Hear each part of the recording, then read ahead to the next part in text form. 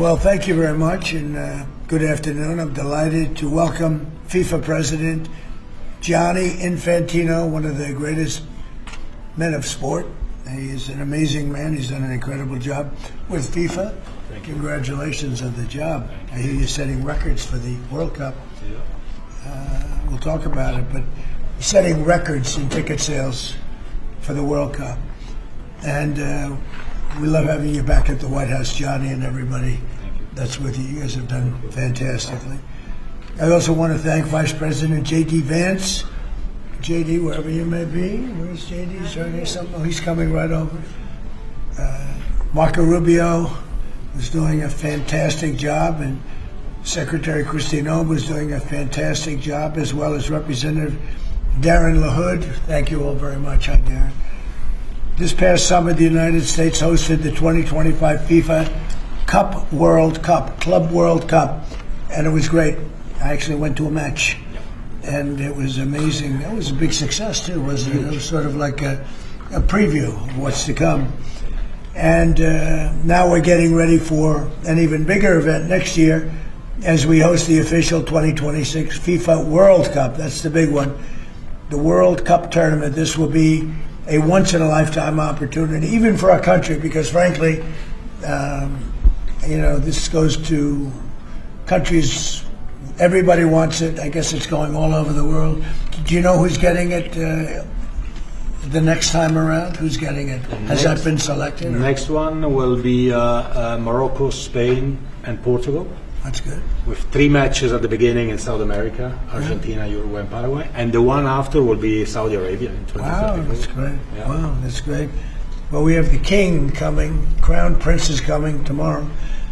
This will be a once-in-a-lifetime opportunity to showcase the greatness of American world-class athletic competition as we celebrate our nation's 250th year. The World Cup will also be an incredibly significant economic opportunity for countless American workers and businesses. It's expected to drive more than $30 billion, Johnny. I don't know about that. That sounds like a lot of money. No, it's true. Are you sure? 100%. How much does the country get out of that? 30 billion. 20%. No, do we get like a percentage of the gross or anything? That's for negotiation. That's right. And it's going to create nearly 200,000 jobs for America. Since the creation of the White House FIFA Task Force earlier this year, Secretary Rubio's team at the State Department has worked tirelessly with the Department of Homeland Security to ensure that soccer fans from all around the world are properly vetted and able to come to the United States next summer easily. Before I took office, it would often take a year to get a travel visa, but because of the administration's hard work, now in more than 80% of the world, think of that, the wait time for a visa is 60 days or less. For those who intend to join us for the World Cup, I strongly encourage you to apply right away. And I want to thank FIFA Task Force and Secretary Rubio for the great job. Marco's doing a fantastic job in many ways, too. So I want to just thank you all for a great job. Marco, you're doing a great job. Beyond even this, we're also creating what we're calling the FIFA Prioritized Appointment Scheduling System. That's a hard one for most people to remember, but it's there nevertheless. And this will allow World Cup ticket holders with long wait times to opt with FIFA for a prioritized interview. And I've directed my administration to do everything within the power to make the 2026 World Cup an unprecedented success. I think it's going to be the greatest. And we are setting records on ticket sales. Nobody's ever really, and FIFA's never, if you look at the numbers, nobody's ever seen anything like the kind of numbers we're doing. The early ticket sales are through the roof, and much of it is even sold out. So congratulations, Johnny. And I'd like to ask Johnny to say a few words. He's really done an incredible job. He's got unbelievable spirit and personality and talent and intelligence, I always like to say, because it's all a part of it. But the job you've done is based on what's happening, unprecedented. Thank you, Johnny. Thank you. Thank you, President. Thank you very much. I would like to start really by thanking you, Mr. President, Secretary Rubio, Secretary Noam, Andrew, your entire team for approving and making this very important announcement today. The FIFA Pass is being announced, the prioritized appointment scheduling system. That's the way people will remember it. So if you have a ticket for the World Cup, you can have a prioritized appointment to get your visa, because we said it the very first time we met, Mr. President, America welcomes the world. America will welcome the world here next year. We will have between 6 and 7 million tickets sold for the matches. We will have between 5 and 10 million people coming to America from all over the world to enjoy the World Cup. And with this FIFA Pass, we can make sure that those who buy a ticket that are legitimate football fans or soccer fans, they can come and attend the World Cup in the best conditions, starting from getting their visa and then coming, of course, in the country to enjoy. You mentioned the economic impact, the 30 billion, 200,000 jobs, and this is just for the World Cup, and we will build on that to make soccer even greater here. You are the number one country in the world, the United States of America, Mr. President. You have to be the number one country as well in the number one sport in the world. So we have to work for that, and we will do that, and the World Cup will be very, very significant in this respect. So big thank you to you, to the White House Task Force, to everyone involved, and we are celebrating next year not just the 250 years, but also the greatest and most inclusive World Cup ever. We'll have 6 billion people watching. We have the draw coming up on the 5th of December here at the Kennedy Center in Washington, D.C. 1 billion people watching the draw to find out who plays whom and where. We have 32 teams already qualified. Before or by tomorrow night, we'll have 42 out of 48 qualified. So a quarter of the world will be here, and we are looking very much forward. So thanks for the support, thanks for the great work, and always happy to be here at home, if I can say that. You are. We are. There's your beautiful trophy right there. Yeah. You are. And a big part of it, too. Marco, would you say a few words? Yeah, thank you, Mr. President. First of all, for getting the games, because this happened in your first term when the Cup came here, and it's a major undertaking. So we've deployed over 400 additional consular officers around the world to deal with that, in some cases doubling the size of the consular presence in our embassies in certain countries.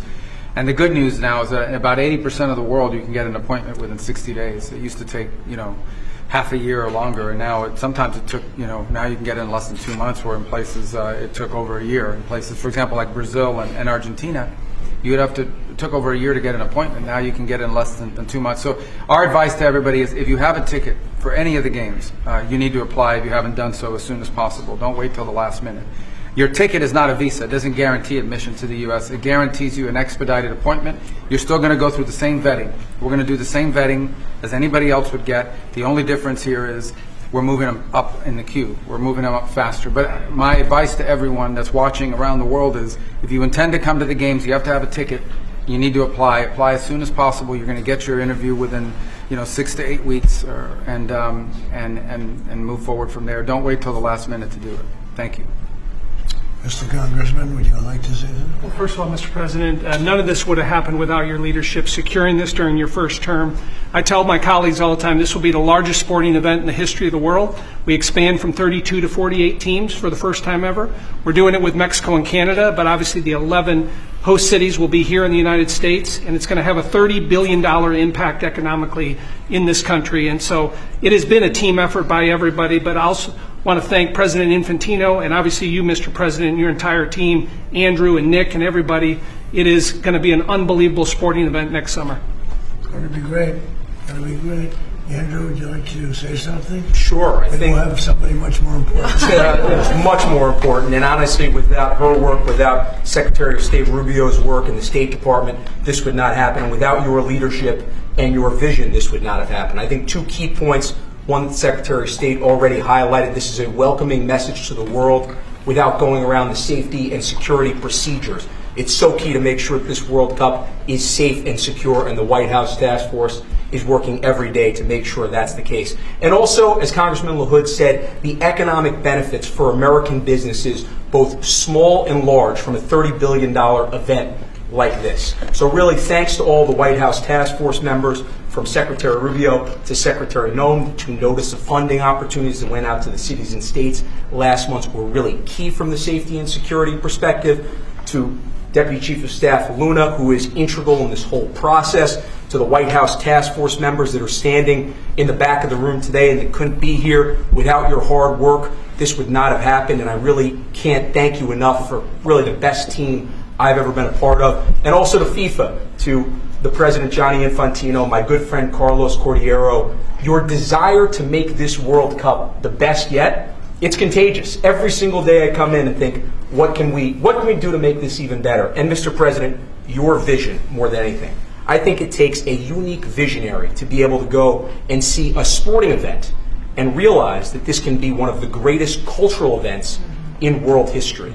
And I think there are very few people, aside from the 45th and 47th President of the United States, Donald J. Trump, that can do that undertaking. So thank you. Thank you very much. Christy? Mr. President, thank you for Andrew. Thank you for making him the head of our FIFA task force. He's fantastic. And Nick has been a rock star in facilitating all of our meetings, getting everybody together, and making sure that we're prepared to host this event. And it's going to be the world's largest sporting event ever hosted, and it's happening under your leadership. So every department has been working, but the Department of Homeland Security is working on making sure people can travel here safely. They know that they're welcome to the United States, that each of these events will be cooperative events with our cities to make sure that security needs are met. We put out over $600 million worth of grants to the 11 host cities that they'll have the advantage to partner on technologies and screening technologies, drone technology, counter UAS as well will be implemented. So we'll be prepared to host it safely, but also with Marco's leadership at the State Department, making sure that people that come in on these tourist visas are coming in thoroughly vetted, just like anyone who would travel here, and they would come and enjoy our country, and then they would go home and go home in a timely manner. So we're excited about that, and we're excited to partner with you, Mr. President, on creating memories for people around the world that will make them not just fall in love with the United States, but also fall in love with the sport of soccer. Thank you. How many games are there, Johnny, total? Total 104 games, meaning 104 Super Bowls in 1 month. This is the magnitude of the event. You know, when you think It is. It's incredible. it's, 104 it's Super going to Bowls in be 1 month. the biggest sporting event we've ever had. It's like having 104, or even if you cut it in half, 50, 60 Super Bowls, right? That's okay too. Any 1 month. questions? Mr. President, can you just take us through this FIFA Pass idea that you guys are talking about here? How exactly is it going to work for ticket holders to this big event that the United States is hosting? I'll let my guys do that because they can do it much better. And either one of you two, Nick, would you like to talk about it? Sure. Well, Mr. President, without your leadership, this would not happen. And we came in 10 months. We have a system that's going to welcome the world. The greatest host in the history of the world is going to host the world here. Basically, this system allows folks with a FIFA ticket purchased through FIFA to go through the FIFA portal that is then going to get prioritized with the State Department, so that those appointments are going to be had before existing appointments, so that people, when they buy tickets, they have confidence that they're going to be able to come to the games and spend their money and travel this country and do all the things that they want to do and enjoy the game. So it's an incredible vision that the President executed here. Within 10 months, we started with really not that much. And so this whole team here, with the President's guidance, has made this possible. It's going to be the greatest games in the history of the world. Okay, do you have that? Yes, yes. Got two comments. Daniel, please. Daniel? Mr. President, yep. You were talking about the economic impact of this. Billions and billions of dollars. This builds on the framework and the groundwork that you've built already up for a major year in 2026. Deregulation, energy independence, tax cuts, historic amounts of private sector investments. What do you envision for the 2026 economy when this event comes to town next year, too, on top of everything else? Yeah, it's just a huge economic boon to this. You know, we had a little shutdown that was caused by the Democrats, and this will make up for it many times over, so that's good. But I think it's the importance of the event all over the world. The world is watching, and it really is. It's like having, you know, many Super Bowls, actually. Each game is almost a Super Bowl. Some of them are, I guess you could say, bigger than Super Bowls. I guess when you get to the finals, it's of that level or more. Much more. Worldwide, I think it's got to be more. So that's great. You know, when Johnny and I made the deal, I never thought I was going to be president because I was supposed to be retired by that time, and I got a little lucky. So I'm very honored to have it. And we have the Olympics coming too. That'll be great. And the 250 is going to be right out on the lawn. You're going to have a UFC event with Dana White and his people. He's going to have the greatest guard they've ever assembled. I was talking to Dana White the other day, and they're going to have the greatest card they've ever assembled, Johnny. So you'll be sitting up there with me, Darren. We'll be watching it. So right opposite the front door of the White House. It's going to be on June 14th. So it's really going to be an amazing period of time. But this is something very, very special. World Cup. All my life I've heard about it. Yeah. Mr. President, I have a question about Venezuela, but can I just first ask, the health of the president's always news. Your voice sounds a little rough. Are you feeling all right? I feel great. I was shouting at people because they were stupid about something having to do with trade in a country, and I straightened it out. But I blew my stack at these people. Well, it sounds like there's a follow-up there, but can I ask you about Venezuela? You suggested... Sounds like there's the what? It sounds like there's a follow-up there, but can I ask you about I Venezuela? thought you said there was a polyp. And I said, I don't want to hear that. Okay. You suggested you've made a decision about what you want to do next about Venezuela. I understand you don't want to tip your hand. Was there anything you're ready to rule out at this point? Are you ruling out U.S. troops on the ground? No, I don't rule out that. I don't rule out anything. We just have to take care of Venezuela. They dumped hundreds of thousands of people into our country from prisons. Nobody knows better than this young lady right here. She's done an incredible job with Tom Homan and all of your people. It's amazing. You know, we have a tight border right now. Nobody comes in. But we had millions of people pouring through. A year ago, we had millions of people pouring through our border. And many of them came from Venezuela, including Tren de Aragua, the gang. And I guess what I'm hearing, Christy, is that's as bad a gang as there is anywhere It's the in the worst. world. Absolutely, Is that absolutely, they are the worst.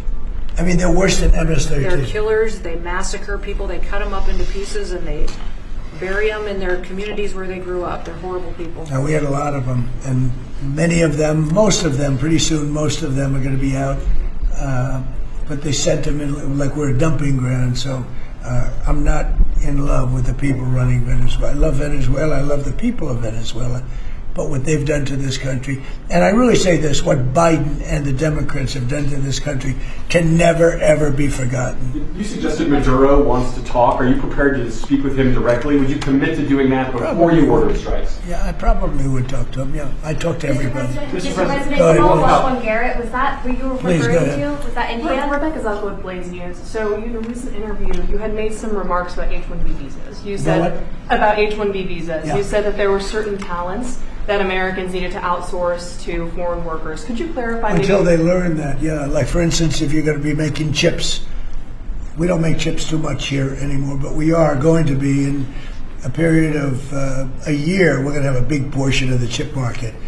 But we have to train our people how to make chips because we didn't do it. We used to do it, and then foolishly we lost that business to Taiwan. Very, very foolishly, because if they had a president that thought like I did, they would not have let that happen. But it's all coming back. I think we're going to have within a few years, we're going, and not because of the CHIPS Act. The CHIPS Act was a disaster for this country. We gave away billions of dollars to other countries and other locations and companies, and all they did was rob our money. But because of tariffs, the chips are coming back. Chip makers are all coming back. And I think within a very short period of time, we're going to have maybe even the majority of the chip making in the world will be right in the United States. Where it should have been all along. But because we had people that didn't believe in tariffs, they believed in them, but they didn't know how to use them. We would have had nobody leaving our country right now. And instead, you have almost 100% of the chips are made in Taiwan. It's so disgraceful. The good news is it's all coming back. Yeah, please. Mr. President, the gentleman in the back. Thank you, Mr. President. I wanted to just follow up on Venezuela. In these talks with Maduro, is there anything that he could say or do that would allow you to feel like he could stay with your support? Is there anything that he could say that you would be, okay, you can stay with you? It's hard to say that. You know, the question's a little bit tricky. I don't think it was meant to be tricky. It's just that, look, he's done tremendous damage to our country, primarily because of drugs, but really because we have that problem with other countries too. But more than any other country, the release of prisoners into our country has been a disaster. He's emptied his jails. Others have done that also. He has not been good to the United States. So we'll see what happens. At a certain period of time, I'll be talking to him. Mr. President, can I just follow up? You mentioned your voice and you were shouting about trade. Which country in particular upset you? Was it India? No. A country wanted to try and renegotiate the terms of their trade deal, and I wasn't happy about it. Well, which country was it? People want to know. Why would I say that to you? I can't believe it. Mr. President, on the World Cup, if you would, Seattle and the World Cup. The new mayor-elect of Seattle is a Democratic Socialist. Seattle has six, or beyond. I watched her. Right, Seattle has six. That's more than socialism. Right, Seattle has 6 World Cup games. How close are you going to be watching that city with the crime in that city? Well, if we think, and I'll have to speak to Johnny about this, but if we think that the mayor of L.A. is incompetent, everybody knows that. You know that I was there, I guess, 2 years ago, and we got all the federal permits taken care of, far more complex than the state permits and the city permits. And Lee Zeldin, who's a superstar, got everything taken care of. The toughest part, having to do with the fires, that should have never happened. If they let the water come in, it wouldn't have happened, right? Do you know that people aren't building their houses yet? I mean, can you imagine that? And if we didn't go in early on, Chris, I think we can say it. Well, the head of their police department said it. They were unable to handle. You would have had, not only did you have the fires, but you would have had total insurrection in Los Angeles. And if we didn't go in, and the head of, the gentleman, he said it, and he said it strongly, said we could not have done it without the federal government. We did a great job. If we think there's going to be a sign of any trouble, I would ask Johnny to move that to a different city. We have a lot of cities that would love to have it, number one, and we'll do it very safely. So if we think there's a problem in Seattle where you have a very, very liberal/communist mayor, I would say, it's certainly beyond just liberal. I watched her over the weekend. Wow, that's another beauty we got there. But if we think there's going to be a problem, Johnny, can I say we will move? I don't think you're going to have this problem, but we're going to move the event to someplace where it's going to be appreciated and safe. Yeah, well, I think safety and security is the number one priority for a successful World Cup. We can see today that people have trust in the United States. When we see at the ticket sales, we sold, record-breaking figures of tickets, almost 2 million already sold out of 2 million that we've been selling. This is because people, they know that they will be coming here and they will experience a safe and secure World Cup. This is the responsibility, of course, of the government, of Secretary Norm, of everyone, and obviously we will. We will discuss. We are working together. We have a task force for this, and we must ensure that all fans coming from abroad or being here, they can experience a celebration of coming together of the sport, and this goes only with 100% safety. We are communicating with all these mayors about what their responsibilities are. They know the safety and security of these events is their number one responsibility, and we'll be there. The president's always there to keep Americans safe, but he also makes sure the people that know their responsibilities and that they're prepared to host these events and do so in a safe manner. Is there a timeline that would have there was some news this morning from an Axios report that Senator Ted Cruz was laying the groundwork for a potential 2028 presidential run. Could I get your reaction to? Could you see yourself supporting Senator? Well, he's a friend of mine. I haven't spoken to him about it. It's a little early. It's 3.25 years. That's a long time. But he's a very good guy. He's a very good friend of mine. You remember we had quite a campaign against Ted, and it worked out quite nicely. Let's see, where are we? But I'm not that surprised to hear that. Mr. President, on the tariff exemptions, you had some recently on a variety of different goods. I'm wondering, are you ruling out going forward no more exemptions on products? You were mentioning a disagreement you had earlier. So I'm We've wondering, taken in what do you think? hundreds of billions of dollars in tariff money. We're going to be issuing dividends later on, somewhere prior to, probably in the middle of next year, a little bit later than that, of thousands of dollars for individuals of moderate income, middle income. We're going to pay down debt. We have a lot of money from tariffs. If we didn't have tariffs, this nation would be in serious trouble. And we've taken in tremendous amounts of money. And you know what's more important than that? We've protected our businesses from being raided like we did with the chip business. Now we're bringing them all back. But we had 100% of the chip industry, and then they left. They went mostly to Taiwan and South Korea, but mostly Taiwan. And they have almost 100%. And we're going to have, within a short period of time, a big percentage of the chip business are coming back because of tariffs, because they don't want to pay the tariffs, because the tariffs will be very steep if they don't come back, and they've committed to come back. As you probably heard, Apple is now up to $700 billion. We have NVIDIA at $600 billion. We have tremendous amounts of money pouring in. Our country has become amazing again and really, really rich again. I will say this. We have a decision we're waiting for. It's a very big decision. The numbers that we've taken in, if you talk about investments, is trillions, not with a B, not with an M, millions, but trillions of dollars. I can't imagine having to give that money back on something that we're allowed to do. And the ones that are fighting us are countries, largely. They're back in countries that have been ripping us off for years, using tariffs to rip us off. And now we're able to defend ourselves. It really is a matter of national security, because economic security is national security.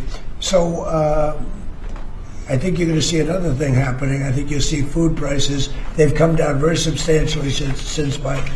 But I think you're going to see food prices coming down very substantially. Saudi Arabia, tomorrow you're hosting Saudi Arabia.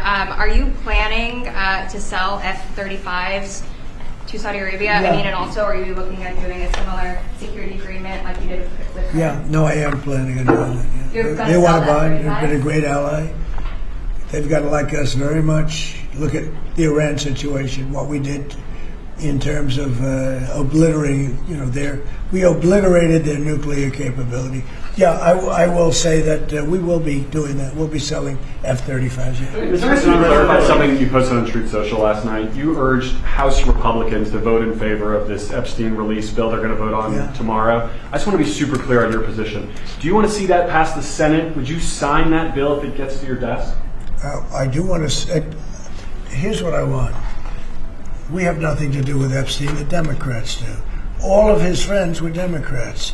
You look at this Reid Hoffman, you look at Larry Summers, Bill Clinton, they went to his island all the time, and many others. They're all Democrats.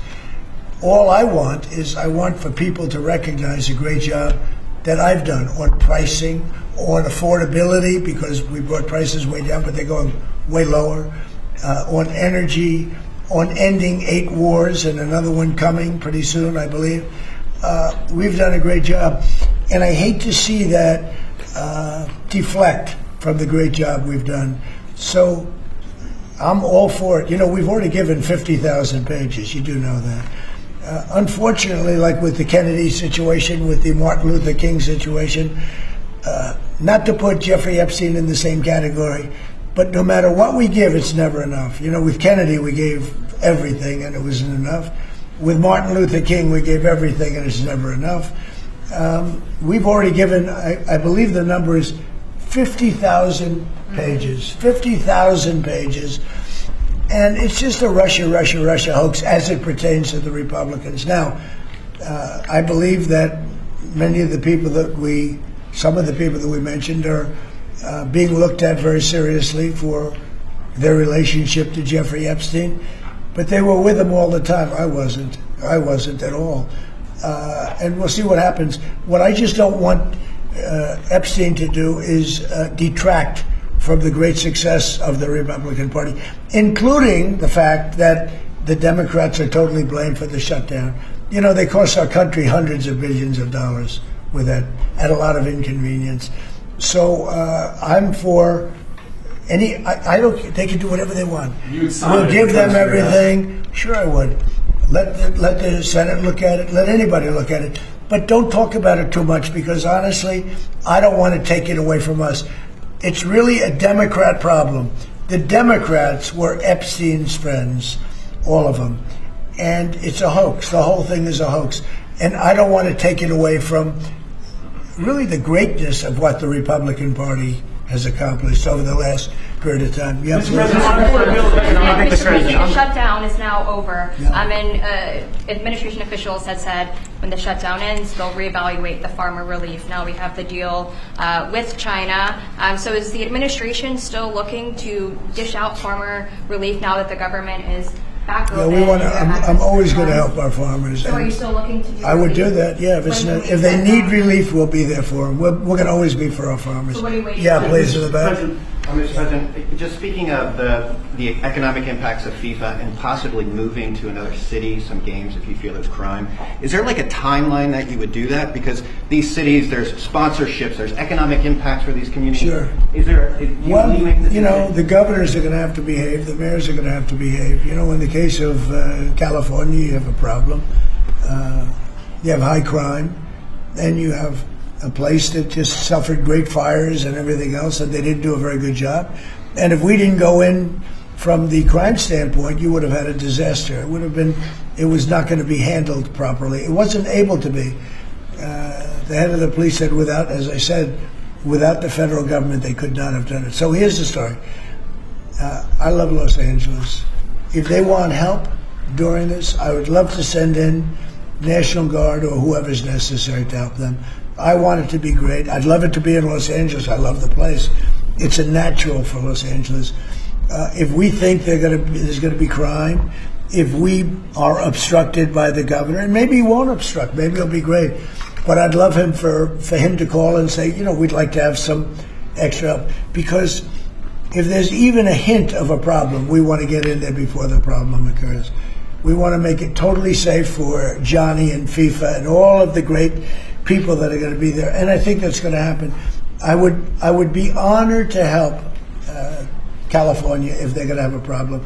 And if they think they're going to have a problem, they should say so. We can be in there in 24 hours notice and do a great job. But does that happen by the end of the year, by the end of the first quarter? Well, I think this, if they would tell us now, they're not going to have a problem. Because if we go in, they don't have a problem. Look at D.C. There's no crime in D.C. anymore. And D.C. was a mess. If they want us to go in, I'd like them to tell us right now. But if we go in, there will be no problem. There will be no crime. What's the message then to like local businesses who are considering sponsoring? Tell your governor to ask for federal help. We'd love to help them. Also potentially launching strikes in Mexico or putting American troops or American personnel into Mexico to deal with the Would I cartels. launch strikes in Mexico to stop drugs? It's okay with me. Whatever we have to do to stop drugs. Mexico is... Look, I looked at Mexico City over the weekend. There's some big problems over there. If we had to, would we do there what we've done to the waterways? You know, there's almost no drugs coming in through our waterways anymore. Isn't it down like 85%? It is, sir. I don't know who the 15% would be. It wouldn't be you. No, that's for sure. No, I think it's been...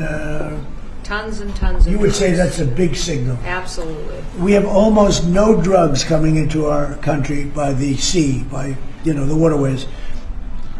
And you know why, okay? I mean, it's pretty obvious. Would I do that on the land cars? I would absolutely. Look, every boat we knock out, we save 25,000 American lives. Not to mention the destruction of families. These families are decimated forever. The mother, the father, the children, they never recover really from it. You know, when you lose somebody, like the way they live. If you lose them, but the way they die is horrible. So when we knock out a boat and we save 25,000 lives, that's great. Now, do I feel the same way about the the corridors that they use. We know every one of them.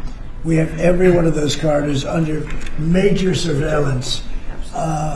We have nobody coming in through our southern border. But we know exactly how they get their things here, how they get the drugs here. Fentanyl, cocaine. Colombia has cocaine factories where they make cocaine.